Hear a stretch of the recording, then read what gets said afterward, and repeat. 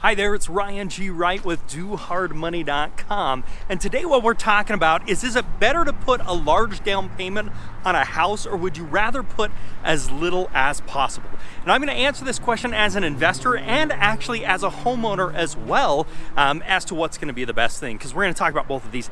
If you are interested in having me answer a question you may have, all you've got to do is just put it in the comments below. Just type it down there. Say, hey Ryan, answer this question, and I'll put it on the docket depending upon how many people are interested in it. If you like what people are saying, please give it a thumbs up as well. So let's jump right into this. Is it better to put a large down payment onto a property? Well, let's first just talk as a homeowner, okay?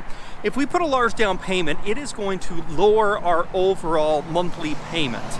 But it also, on the reverse side, is going to give us less money in reserves in case we get into a problem we can't make a payment.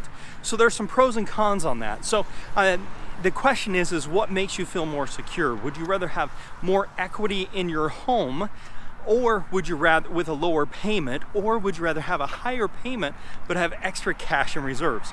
The first question comes, are you actually going to keep those cash in reserves? If you're the type of person that spends every dollar you have, it might make sense putting more money down on the property so you can start building up that equity in the property. You can start building up how much you have, equity being how much you owe versus how much the property is worth.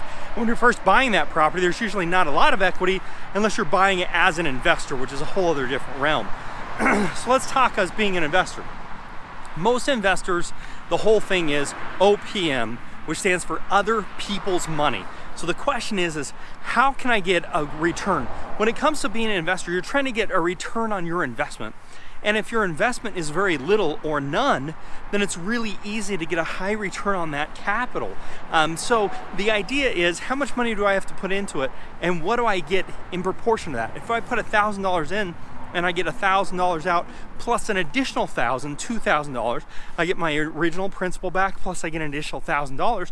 If I do that within a 1 year period, I'm getting 100% return on my money, which is a great return on my money. Well, the cool thing is if I get a return on my money, if I don't put any money in, I'm getting what's called an infinite return, meaning you can't even calculate the return because I didn't put any money into it. And that's the whole concept of OPM, or other people's money. That's the whole concept here, is how can you leverage other people's money to make you money without putting your cash into it. That's the ultimate situation to be in as a real estate investor, is leveraging OPM. So for example, we have investors that borrow money from us, people that do fix and flips, that have the money, but what they're trying to do is spread that money out amongst multiple properties. So rather than just putting this money into one property, they want to put it into 5 different properties.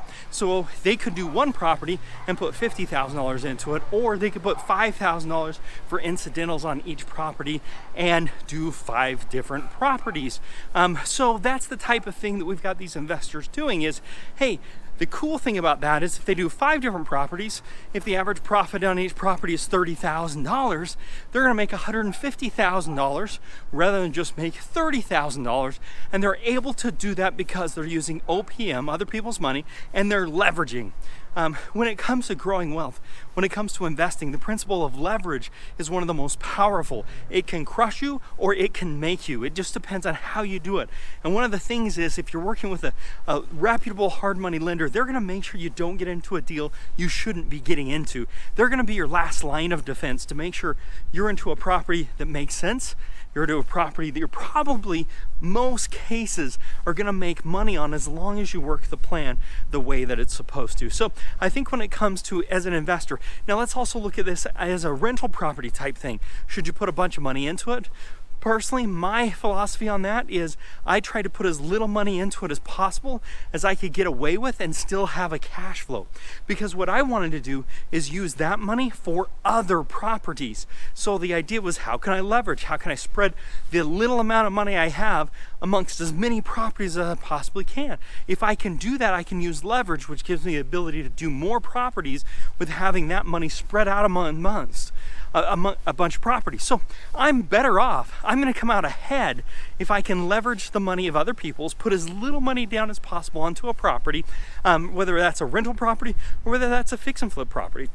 Now keep in mind, when we're talking about rental properties, we do want to make sure that you're actually at least breaking even, and that has to do with all expenses. When you have all your repairs and your maintenance and everything else like that, as long as you can break even and you can put as little money down as possible, as values go up, as rents go up, you're going to end up being okay and keep that money to put into another project. Now, you probably need to have some reserves, some rainy day reserves, just to make sure in case the tenant moves out, in case there's payments that need to be made for a few months. So having those rainy day reserves can be extremely helpful as well, but you were able to do that because you didn't put as much money down on the property.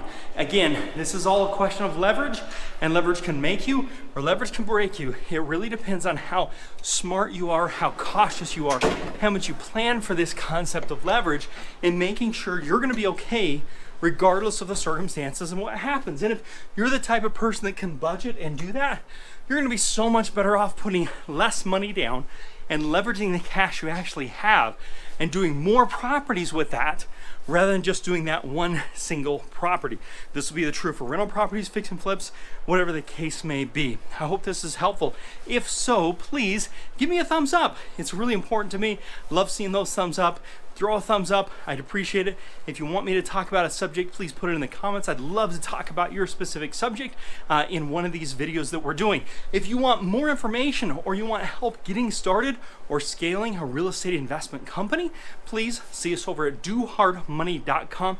We'd certainly love to help you out. Otherwise, make it a very profitable day, and goodbye for now.